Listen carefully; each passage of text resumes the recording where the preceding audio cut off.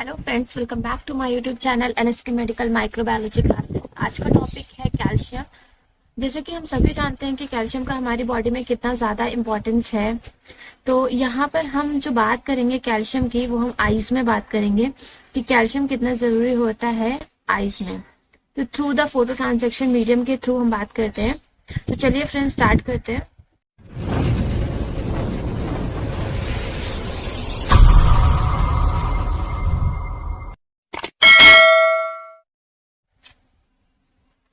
Role of calcium in the eyes. Photo transaction pathways में calcium का क्या role है? एक तरह से हम बात कर सकते हैं कि कैल्शियम एक सेकेंडरी मैसेंजर होता है एंड इसके अलावा ये मेम्ब्रेन एक्साइटेबिलिटी और सिनेप्टिक ट्रांसमिशन में हेल्प करता है। सिनेप्टिक ट्रांसमिशन मतलब कि न्यूरोट्रांसमीटर रिलीज कराने में, जैसे कि ग्लूटामेट का रिलीजन में इसका बहुत बड़ा इंपॉर्टेंस रोल होता है कैल्शियम का। और साथ ही साथ मेम्ब्रेन की एक्साइटेबिलिटी को भी ये मेंटेन करके रखता है। तो यहाँ पे स्ट्रक्चर दिया है ह्यूमन आइज का। इसको अगर हम जूम करें और जूम के आइज पार्ट में हम जाए तो हम क्या देखेंगे इसमें? Retina have rod sales. अब यहाँ पे हम स्ट्रक्चर्स की बात कर रहे हैं कि ये हमारा ह्यूमन आई का पार्ट है। आई का यहाँ पे हमने टीएस सेक्शन दिखाया हुआ है, रेटिना का पार्ट दिखाया हुआ है। तो इसको अगर हम हाईलाइट करके बताएं यहाँ पर, तो रेटिना का पार्ट हमारा यहाँ पर प्रेजेंट है। इस पार्ट को हम रेटिना बोल रहे हैं। ये रेटिना है, यहाँ पर इसको मैंने हाईलाइट कर दिया है। ये रेटिना का पार्ट है। ठीक है, इस रेटिना को अगर हम बहुत ज्यादा जूम करें और रेटिना के अंदर जाए तो रेटिना के अंदर दो तरह की सेल्स प्रेजेंट होती हैं, जिसका नाम होता है rod sales and cone cells. दोनों ही का स्ट्रक्चर सेम होता है। रॉड सेल्स का भी काम यही होता है कि उसके अंदर बहुत सारी सिग्नलिंग चलती है जिसके थ्रू कैल्शियम रिलीज होता है।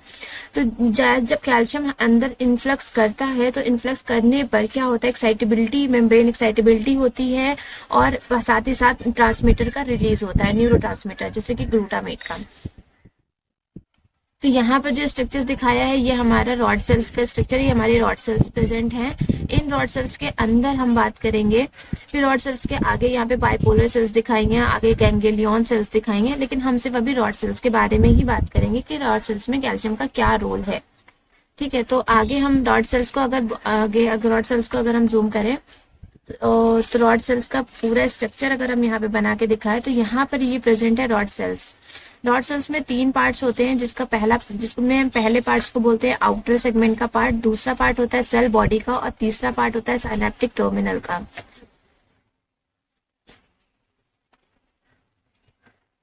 ये हमारा आउटर सेगमेंट का पार्ट है। इसको हमने आउटर सेगमेंट बोला है, जिसमें डिस्क प्रेजेंट है। ये सारी डिस्क हैं। इस डिस्क के अंदर सिग्नलिंग चलती है और इसी के अंदर कैल्शियम का सबसे ज्यादा रोल देखा जाता है। और ये सेल बॉडी का पार्ट है और साथ ही साथ लास्ट में जो पार्ट है साइनेप्टिक टर्मिनल का। इन साइनेप्टिक टर्मिनल में जब धीरे धीरे जब आता है जो भी कैल्शियम है, कैल्शियम का जब इन्फ्लक्स होता है तो कैल्शियम अंदर से आते हैं मेम्ब्रेन्स के अंदर, तो यहाँ से ग्लूटामेट रिलीज होता है। इस जगह से ग्लूटामेट रिलीज होकर बाइपोलर सेल्स में चला जाता है। तो डिस्क को अगर जूम करें, क्योंकि रॉड सेल्स के अंदर जो ये डिस्क प्रेजेंट है, इन डिस्क के अंदर ही सिग्नलिंग चल रही है। तो डिस्क में ये पार्ट हमने यहाँ पे दिखाया है, प्लाज्मा मेम्ब्रेन का पार्ट है। और प्लाज्मा मेम्ब्रेन के अंदर दो तरह की प्रोटीन प्रेजेंट है, जिसमें एक का नाम है रेटिनल और दूसरा का नाम है ऑप्सिन। ये रेटिनल और ऑप्सिन ये मिलकर बने होते हैं रोडोप्सिन मॉलिक्यूल से। रोडोप्सिन मॉलिक्यूल प्रेजेंट होता है प्लाज्मा मेम्ब्रेन पे, किसकी? डिस्क की प्लाज्मा मेम्ब्रेन। और डिस्क कहाँ पे प्रेजेंट होती है? रॉड सेल्स में प्रेजेंट होती है। और रॉड सेल किसका पार्ट है? आइज की रेटिना का पार्ट है। ठीक है, तो अब हम यहाँ पे आगे अगर बात करें कि अब यहाँ पर सबसे ज्यादा जो इम्पोर्टेंस रोल आएगा लाइट का आएगा। जैसे ही लाइट आइज को हिट करेगी, मतलब हम जैसे नॉर्मल हैं और नॉर्मल से अगर से अल्लाह कोई भी लाइट है वो हमारे आइस में जाएगी, हिट करेगी, तो वो लाइट जाके आइस के रेटिना पे जाएगी और रेटिना से रॉड सेल्स में और रॉड सेल से जाके ये प्लाज्मा मेम्ब्रेन का जो ये पार्ट है हमारा रेटिनल पार्ट यानी ये रेटिनल जो प्रोटीन है, इस प्रोटीन पे जाके हिट करेगी। तो ये 11 रेटिनल यहाँ पे पहले तो वो सिस फॉर्म में प्रेजेंट होता है जब लाइट नहीं आती है, लेकिन जैसे ही लाइट हिट करती है ये सिस से ट्रांसफॉर्म में कन्वर्ट हो जाता है, यानी 11 सिस रेटिनल कन्वर्ट हो जाता है 11 ट्रांस रेटिनल फॉर्म में। इसके साथ ही साथ ऑप्सिन जो होता है वो फ्री हो जाता है और ऑप्सिन आगे जाके फर्दर सिग्नलिंग स्टार्ट करता है। ठीक है, तो यहाँ पे रोडोप्सिन मॉलिक्यूल कहाँ प्रेजेंट है, प्लाज्मा मेम्ब्रेन पे। और रोडोप्सिन मॉलिक्यूल किस चीजों से बना है, दो चीजों से मिलकर बना है, रेटिनल एंड ऑप्सिन। जब लाइट नहीं होती है तो ये ऐसे ही रेटिनल और ऑप्सिन दोनों ही साथ साथ पड़े रहते हैं, लेकिन जैसे ही लाइट आती है रेटिनल और ऑप्सिन दोनों ही अलग हो जाते हैं, दोनों एक दूसरे से जुदा हो जाते हैं, समझ लीजिए। तो दोनों जब अलग हो जाएंगे यहाँ पे, तो अब जो 11 सिस रेटिनल है तो उसने तो अपना ट्रांसफॉर्म ले लिया है, वो ऐसे ही पड़ा रहता है। बट ऑप्सिन का काम क्या होता है, वो आगे की फर्दर की सिग्नलिंग स्टार्ट करता है। तो आगे की फर्दर इस सिग्नलिंग के लिए हम आगे आपको बताते हैं।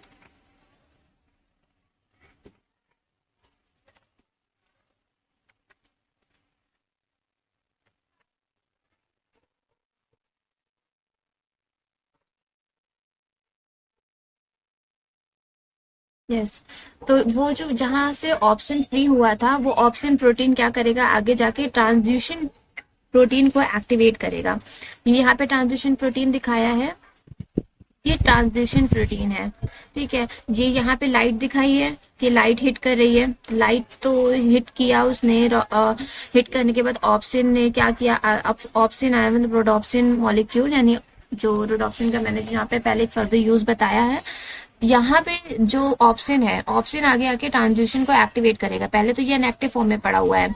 ठीक है, जैसे ही ऑप्शन आएगा, ऑप्शन आकर ट्रांजिशन को एक्टिवेट करेगा। ट्रांजिशन के एक्टिवेशन से क्या होगा कि प्लाज्मा मेम्ब्रेन पे दो तरह के एंजाइम्स प्रेजेंट है। एक यहाँ पे फॉस्फोडाइस्ट्रेज एंजाइम है और एक एंजाइम होता है ग्वानिलेट साइक्लेज, जो कि यहाँ इस पिक्चर्स में नहीं शो हो रहा है, लेकिन ऐसे ही यहाँ पे क्या प्रेजेंट होता है, ग्वानिलेट साइक्लेज एंजाइम प्रेजेंट होता है। जैसे कि यहाँ पे फॉस्फोडाइस्ट्रेज, ये यहाँ पे ये दिखाया है फॉस्फोडाइस्ट्रेज को, वैसे ही ग्वानिलेट साइक्लेज एंजाइम भी प्रेजेंट होता है। अब इन दोनों का काम क्या होता है, ये यहाँ पे 3 सब यूनिट दिखाई है, अल्फा बीटा गामा, ये 3 सब यूनिट हैं। ठीक है, तो सब यूनिट जब तीनों आपस में कंबाइंड रहती हैं तो कोई भी प्रोटीन है वो इनएक्टिव फॉर्म में पड़ा रहता है, लेकिन जैसे ही एक्टिवेशन होता है अल्फा और से बीटा गामा यूनिट अलग हो जाती है और अल्फा अलग हो जाती है। ठीक है, लेकिन यहाँ पे अब एक्टिवेशन हो चुका है ट्रांसड्यूशन का, तो अब ट्रांसड्यूशन आगे जाके क्या करेगा, जो हमारा फॉस्फोडाइस्ट्रेज एंजाइम है और ग्वानिलेट साइक्लेज एंजाइम है, ये दो एंजाइम जो मेम्ब्रेन पे प्रेजेंट है, दोनों का काम आगे होगा। तो जो हमारा ग्वानिलेट साइक्लेज एंजाइम होगा वो क्या करेगा, वो जो जीटीपी है उस जीटीपी को सीजीएमपी में कन्वर्ट कर देगा। जीटीपी से सीजीएमपी में कन्वर्ट हो जाएगा।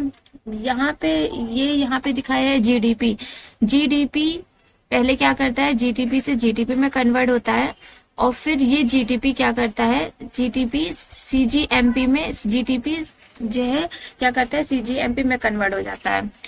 अब ये सीजीएमपी जो हमारा है, साइक्लिक ग्वानिलेट मोनोफॉस्फेट, ये सीजीएमपी जाके चैनल से बाइंड हो जाता है।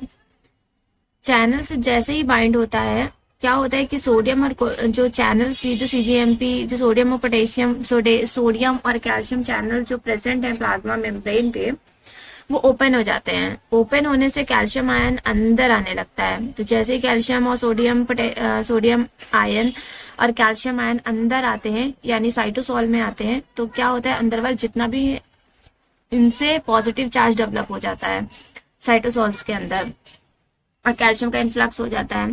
तो कैल्शियम के इन्फ्लक्स से ग्लूटामेट रिलीज होता है। ठीक है, अब यहाँ पर जो फॉस्फोडाइस्ट्रेज होता है वो क्या करता है, फॉस्फोडाइस्ट्रेज का काम ये होता है कि वो सीजीएमपी को तोड़ने का काम करता है, कि अब ब्रेक करने का टाइम हो गया, चैनल को बंद करना है। तो फॉस्फोडाइस्ट्रेज एंजाइम क्या करता है, सीजीएमपी को तोड़ देता है, उसके हाइड्रोलिसिस करा देता है। और सीजीएमपी के टूटने से क्या होता है कि सीजीएमपी फिर चैनल से जाके बाइंड नहीं कर पाता। जब वो चैनल से बाइंड नहीं कर पाते तो चैनल जो होते हैं वो क्लोज हो जाते हैं। चैनल की क्लोजिंग से क्या होता है कि सोडियम और कैल्शियम आयन अंदर नहीं आ पाते हैं। अब सोडियम और कैल्शियम आयन जब अंदर आएंगे नहीं तो अंदर वाल बहुत ज्यादा नेगेटिव चार्ज डेवलप हो जाएगा, यानी साइटोसोल्स के अंदर नेगेटिव चार्ज डेवलप हो जाएगा, जिसके वजह से हाइपरपोलराइजेशन होगा। और हाइपरपोलराइजेशन से जो हमारा ग्लूटामेट है, हाँ, उसको रिलीज होने में प्रॉब्लम आएगी। लेकिन क्या होता है कि जो हमारा साइनेप्टिक टर्मिनल के पास जो कैल्शियम गेटेड चैनल प्रेजेंट होते हैं, वो वहां से कुछ कुछ अमाउंट में, बहुत लेस अमाउंट में, बहुत छोटे छोटे टाइनी अमाउंट में, लिटिल अमाउंट में कैल्शियम अंदर आने लगता है। तो जब वो कैल्शियम आता है तो उसकी हेल्प से क्या होता है कि ग्लूटामेट रिलीज होता है।